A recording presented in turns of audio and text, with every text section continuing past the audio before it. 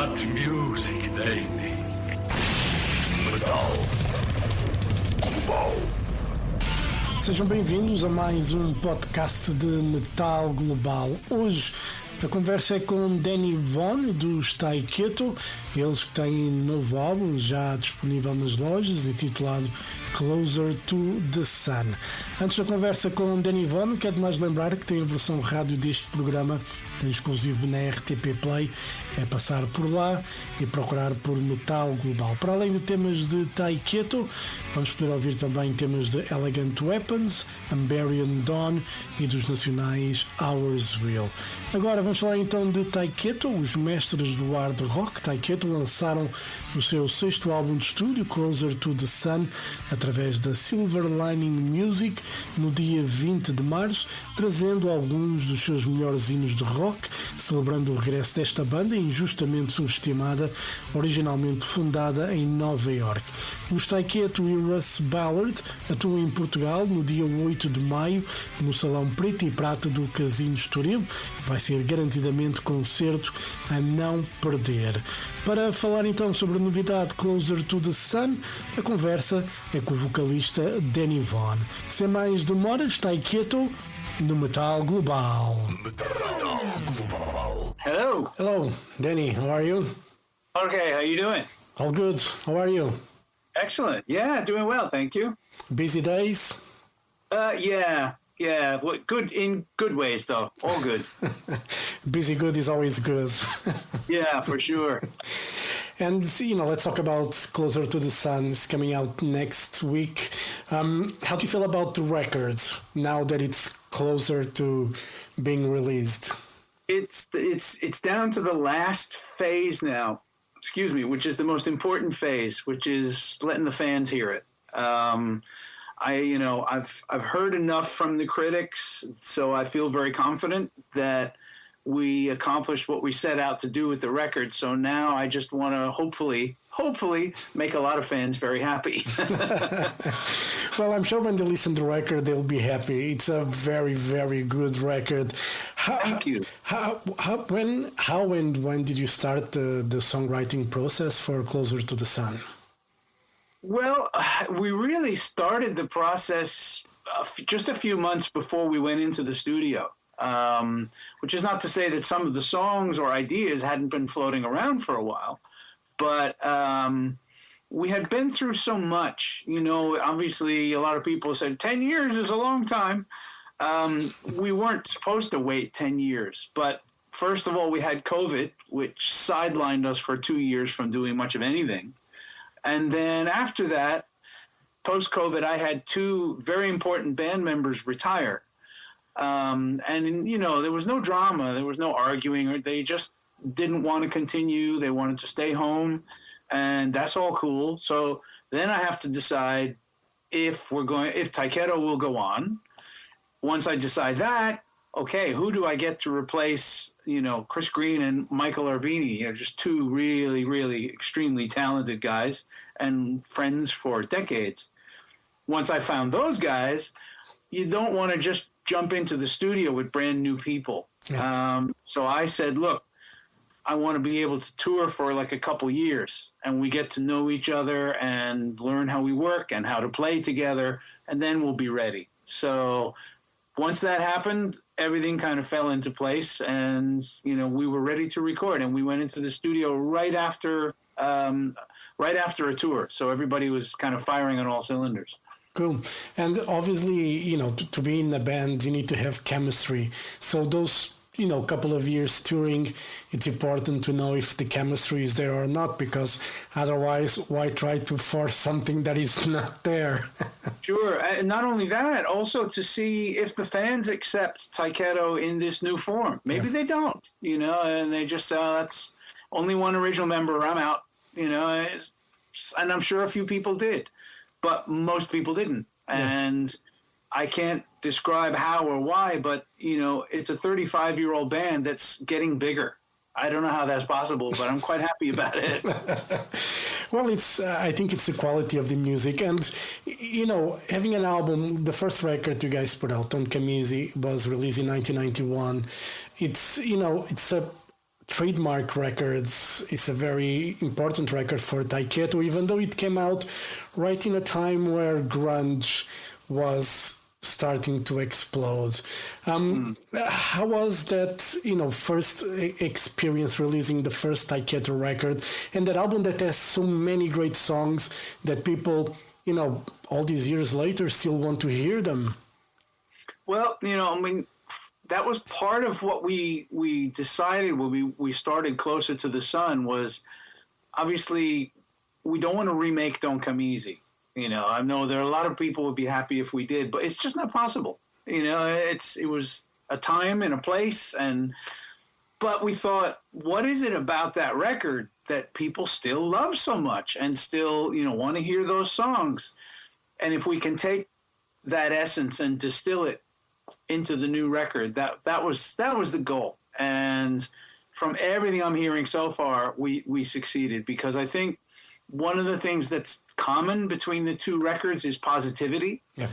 And this is certainly that was a band decision. It's like we could write about what's going on in the world. We could write about the difficulties, but maybe let's give people an album that they can use to get away from that for a little while.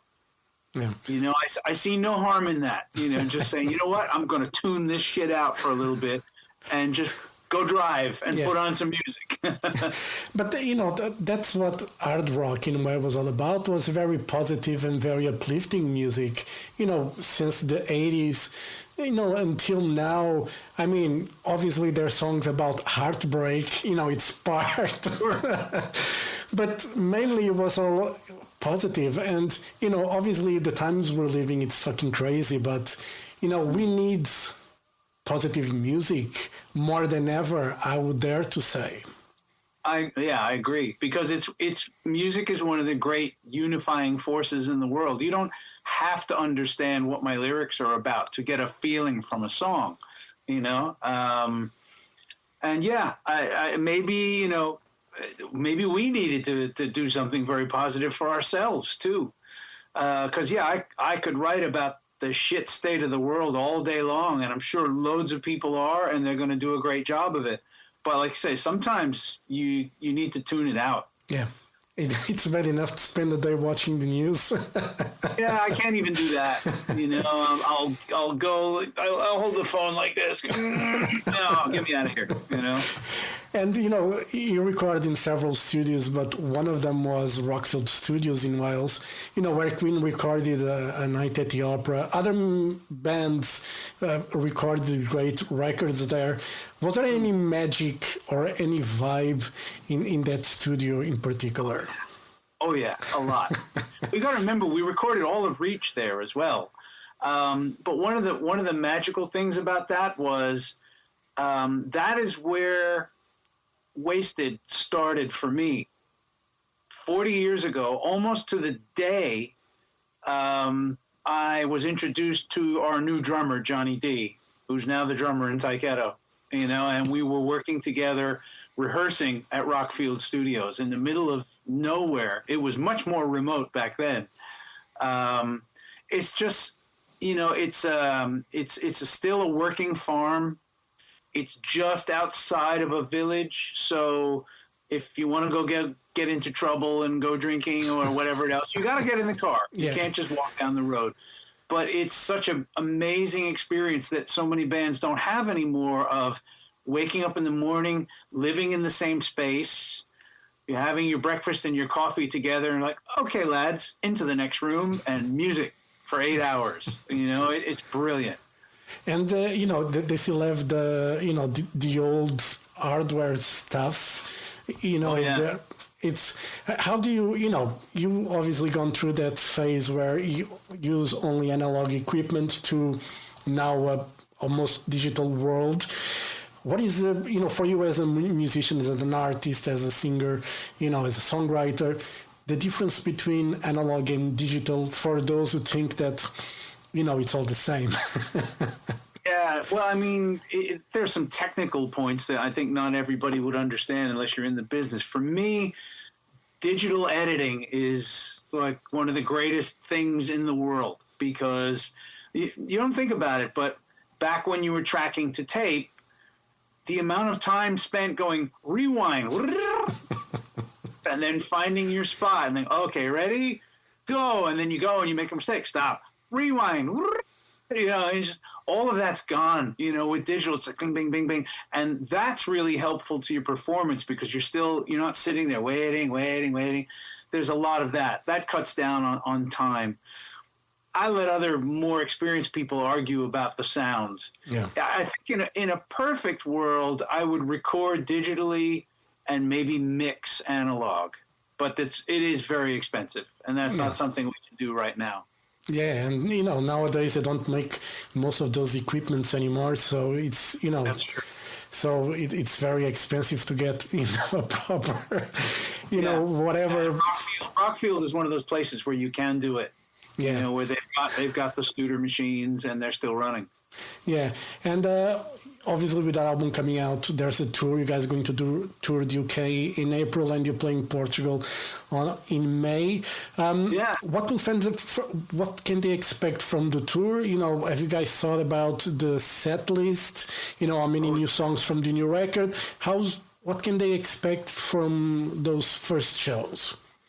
Well, this is always sort of, thank goodness the UK audiences have always stood by us on this because, we're going to have to play around a little bit. My feeling is to try, it might be arrogant, but I want to play 4 new songs every night. But they won't always be the same 4 songs. So we're going to rotate ones out and start to get a feel for how audiences react to what we're doing live. And, some might not work. It happens sometimes. And you just go, okay, this one's got to go. It's not connecting. The tour in the UK is with Warrior Soul and Collateral, both great bands, both different bands. Yeah. So I think there's going to be a lot of, I think it's a great package. I think the audiences will be very excited to see all 3 bands do their thing.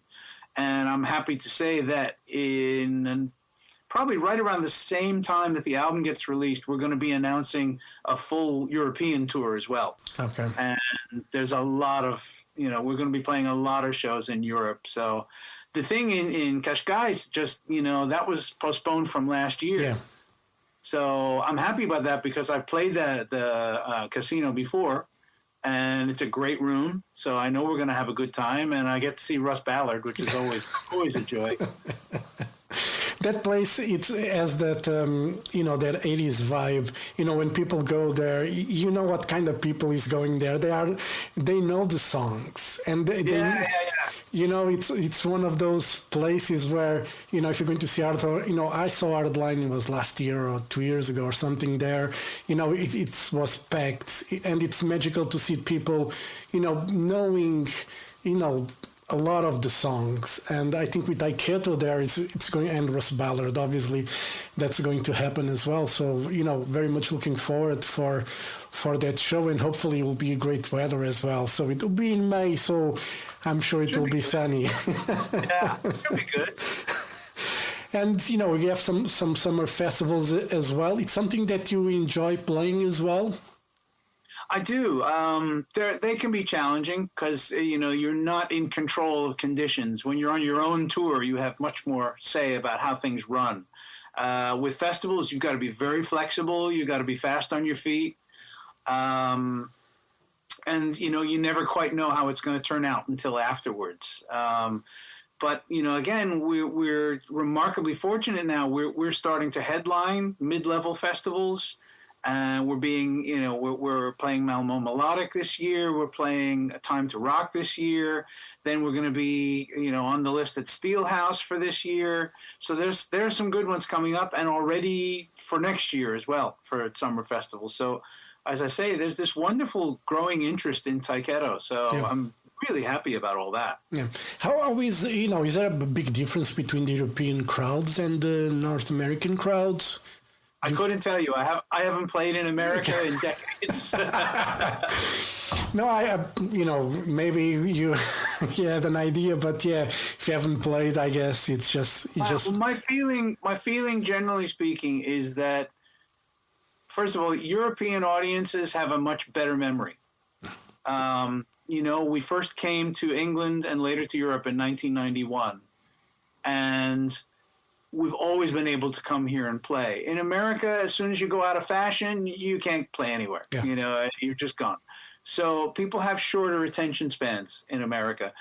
It's more nostalgia in the States than anything current.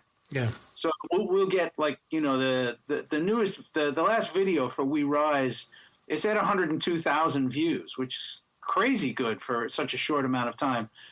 And I'll see the comments, and all the American comments will be something like, "These guys are still going," you know. Whereas Europe knows, because we're playing here all the time. And I think we appreciate a lot the music that's made, you know, more than being a trend or a fashion thing. I think we really appreciate and love the music. You know, we have a passion for it. I'm not saying that the North American crowd doesn't have that, but I think we Europeans, we live music more intensively than, you know, if you go to South America, it's fucking crazy. Yeah. I was going to say, Brazil is another level. Here in Spain is like that, and it doesn't matter what kind of music. Yeah. Because they're brought up a lot down here. They're brought up in the flamenco tradition, so you don't sit quietly in a flamenco show. If a guy does something on the guitar, everybody goes, "Oh, hey!" You know, there's this scream and everything, and they do that in rock shows too. They don't wait for the end. Yeah.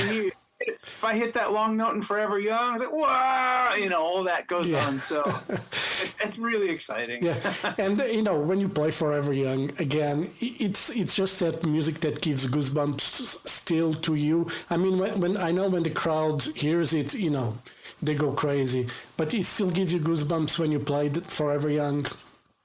The crowd gives me goosebumps. Yeah, my relationship with Forever Young has been like this for many years, and it took me a while to realize that it's not my song anymore.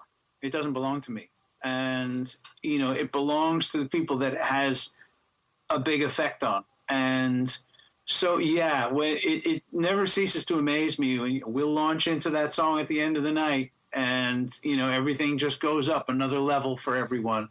And that's an honor. So Standing Alone is a similar thing. You know, I will usually take a breath and stop before we play it. It's like, all right, I need a minute, because I don't want to just throw that out there. This is a song that has meaning for people. And again, it's not my ego. It's just, you don't want to do, whatever, here's Standing Alone. Next. You don't want to do it that way, you know, because it means something to people. So you gotta center yourself before you do it.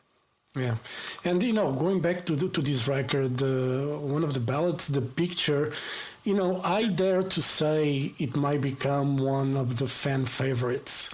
I think you're right. Enough people have said that. I sent the demo first to Chris Childs, and I said, I don't know why this one hasn't been done yet, but I think it should be. And he said, I'll get back to you after I stop crying. It hit everyone really hard. And particularly, he said, the hardest part about this song, he says, the vocal performance on the demo, you know, you've got to match that on the record. And, you know, hopefully we did. But yeah, that was the first thing he caught. He says, Chris and I have worked together for many years, and he goes, "This is one of my favorite vocal performances you've ever done." Yeah, I was listening to it, and it threw me back to the, you know, late 80s, early 90s. You know, the vibe, you know, it's just the emotion there on that song is just, you know, off the charts. And I was like, okay, they're going to have problems if they play this one live. The crowd is going for it, and it's going to be hard to take it off the set list after. We'll see. Yeah, we'll see how that goes. We'll be experimenting with that. That will be nice. And you know, what would Danny from 2026? What advice Danny from 2026 would give to Danny from 1991? I think the most important advice is don't worry so much. You'll get there. You know, I mean, I think back to being that age. So 1991, I was 30. And to say all my worries back then were, fuck, what am I going to do when I'm 40? You know, you can't conceive of going on. And yeah, I kind of just reach back and say, just breathe. You'll be surprised where you're going to end up, you know, but you will get there, because you're always afraid that like something's going to happen. You're just going to stop. Yeah. You know, one of the things, I think, you know, I'm 50 now, and, you know, I think I remember when I was 14, 15, I wanted to be 18. When I was 18, I wanted to be like 25 or 30, whatever, for whatever reason. Now that I'm 50, I've stopped counting. I don't care. You know, I don't care anymore about, I just want to enjoy as much as possible and not worry about little things that are not going to fix anything. You know? Somebody said that like 80% of everything we worry about never actually happens. It's crazy. I don't know if that's true or not, but it's a good thought. So, yeah, for me now, so 64 now, and all I care about is being healthy. I don't wish to be 30. Yeah. I wouldn't want to go back to that. No, I'm happy being wiser than I once was. Yeah. You know, I had to lose that a bit. No, I'll keep the experience. Yeah, you know, any time of when I started, you know, radio show and doing stuff like over 25 years ago, I wish I had the knowledge and the experience that I have now than when I started, you know, because being wiser is so much better than being young. It brings a certain amount of peace. Yeah, it does. And, you know, after, you know, you said you're going to announce more European dates for next year, tour, or you guys might consider, you know, keep working on music? What are the plans? Well, you know, we've signed a 3-album deal with Silver Lining Music, so we'll have to be casting ahead towards another album. It won't be 10 years, that's for sure. I don't know what I'll be doing in 10 years, but yeah. So I mean, we'll have to find time probably during the summer, I would think, to start thinking ahead and knocking around some new ideas and seeing where we go. It's going to be tough, you know. If I think, with Closer to the Sun, we're raising the bar, and you know, you don't want to come back down. No. So we'll have to think about that. But again, you're wiser. You know what works, and I mean, obviously, the difficult part is to find that right melody and that right lyric. You know, that will give you the spark to make a song. But I mean, you've been there, done that. I'm sure you can do it again. Yeah, and plus, I've got designs on making another solo album soon too, so who knows where it's all going to fit in. Figure it out. busy. Yeah, good. Yeah, in a good way, thank goodness. Cool. And you know, do you listen to a lot of you know, new artists, or you kind of rely on the, you know, old school music? I do go in and out with new artists, but I guess some of the artists that I think of as new aren't that new. You know, a band like Larkin Poe, I only discovered them last year, you know, and just fell in love with them. Blackberry Smoke is not a new band, but to me, they're new. You know, I've a couple of years listening to them.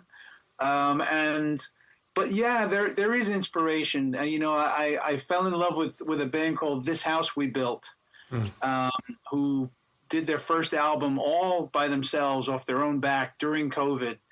And I think it's one of the best albums I've ever heard, a debut record from anybody. They've just released their second album. And again, for me, it's music made the right way and for all the right reasons. And I find that very inspiring. And one of the things I find, I see some like young artists coming up, and they're really getting inspired by the late 60s and 70s, and you know, making that sort of music. And I'm like, okay, this is, you know, it's good to see, you know, 20-year-old kids, you know, drinking from the 60s and 70s to make music. I mean, we need that, because, you know, the bands that we love, they're gone or on the way of being gone, and we need other bands to replace them. So Well, you get a band like Jailer, for instance, you know, and what I love about those guys, aside from the fact that they're just absolute sweethearts, although they are really fucking young, they're plugging in Marshalls and turning them up, you know, and that's how they're learning their craft. They're not doing it digitally, you know, and that's what I like to see, you know, and they really do deliver live. That's the other side of it. Yeah. You know, bands have to be able to do that. Yeah.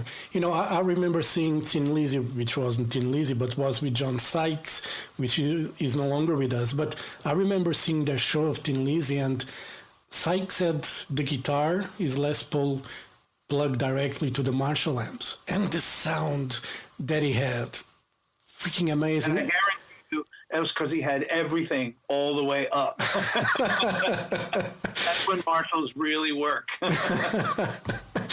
I know someone that doesn't like Marshall amps, but, you know, that's another story. For another. Oh, yeah, there are plenty of those, too. But it is true. Marshall amps sound okay. Yeah. Paul Chapman taught me this. He would go up to his amps, and this is how he would set them. Just do that.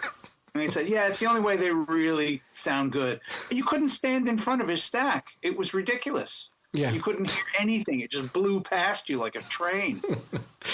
That's one of the things I miss sometimes about, you know, I see some bands playing in small clubs, and I spoke about this a few times. It's when they use all that digital stuff, you don't get that wall of sound, that wind in your face.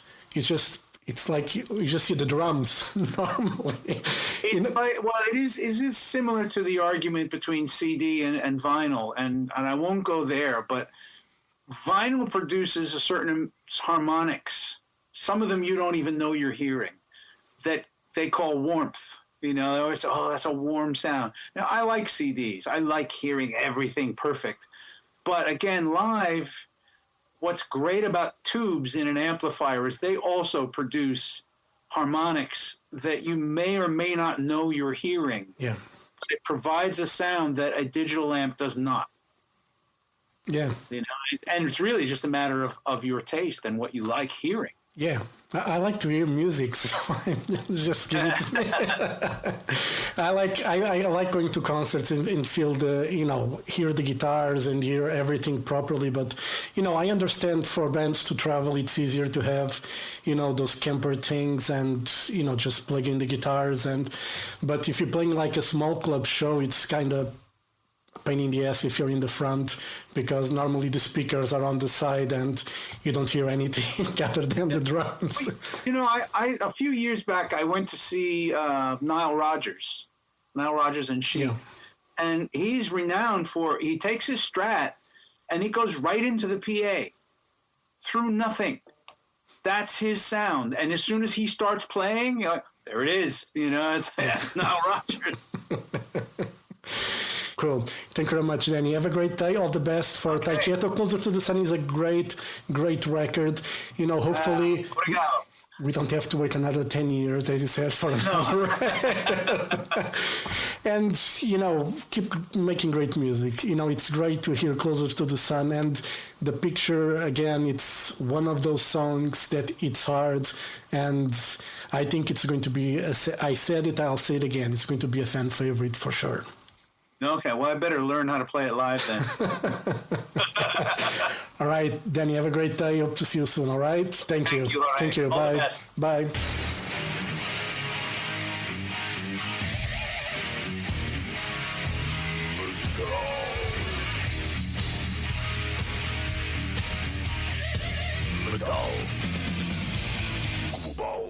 De regresso ao Metal Global, foi a conversa com Danny Vaughn dos Tyketto. Closer to the Sun já está nas lojas, foi editado no passado dia 20 de março através da Silver Lining Music. Também a não perder, os Tyketto e o Russ Ballard em concerto em Portugal no dia 8 de maio no Salão Preto e Prata do Casino Estoril. Espero que tenham gostado desta entrevista com Danny Vaughn. Eu volto no próximo programa. Se tiverem dúvidas ou sugestões, podem enviar e-mail carlos.botas@rtp.pt. Visite o site metalglobal.pt e sigam-me no Twitter e Instagram em @mountainking. Podem fazer like na página do Facebook do Metal Global e também seguir esta versão que estão a ouvir em Apple Podcasts, Spotify e também no YouTube Music. Subscrevam, que é para não perder nenhum episódio. Eu volto no próximo programa. Forte abraço. Children of the night, you will live through the centuries to come, as I have lived. Good night. Good night.